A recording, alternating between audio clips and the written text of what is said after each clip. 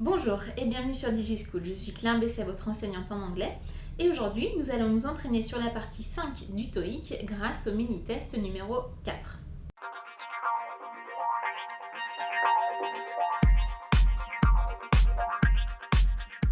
Alors ce mini-test sera composé de 4 questions.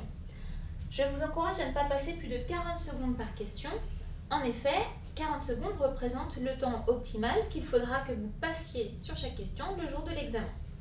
Au-delà, vous risquez d'empiéter sur le temps imparti.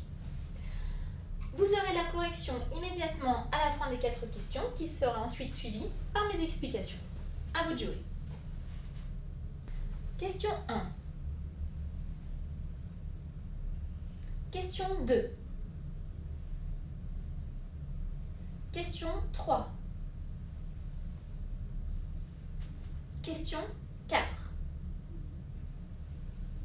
Voici la correction. Il fallait répondre 1A, 2C, 3A, 4A. Voyons tout de suite les explications. Question 1. Please fill in the attached form and return it to us 5 days. Je vais avoir le choix entre within, by, until, up to. Je traduis la phrase.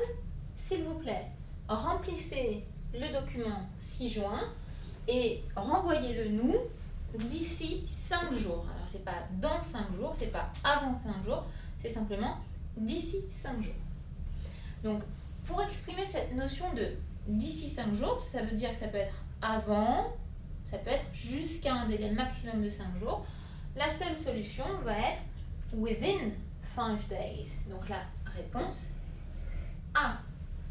Donc, on va avoir la phrase Please fill in the attached form and return it to us within 5 days.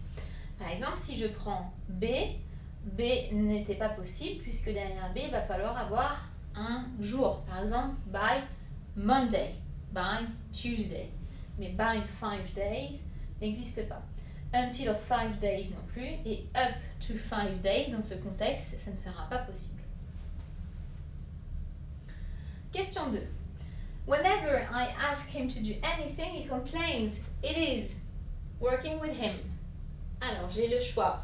Alors là, attention à l'orthographe et à la prononciation. Thought, thorough, tough, though.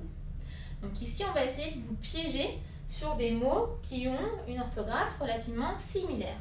Traduisons la question. À chaque fois que je lui demande de faire quelque chose, il se plaint. C'est très certainement difficile de travailler avec lui. Alors, difficile, c'est tout simplement, il faut le savoir, l'apprendre, tough.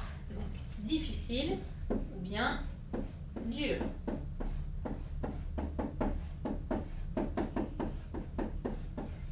Donc, la réponse sera la réponse C. Whenever I ask him to do anything, he complains. It is tough working with him. Alors, si on revient sur ces mots-là, donc thought sera le verbe think au passé, qui veut dire penser. Thorough, c'est quelque chose qui est approfondi. Et though sera un mot de liaison qui veut dire malgré que. Donc ici, la seule solution était la réponse C, tough, qui se prononce d'ailleurs avec un son F. Question 3. He said, I'm sure he wasn't being serious. Donc je vais avoir le choix entre whatever, what do, what does. Donc traduisons la question. Peu importe ce qu'il a dit, je suis sûre qu'il n'était pas sérieux. Donc ici, je vais chercher à exprimer la notion de peu importe.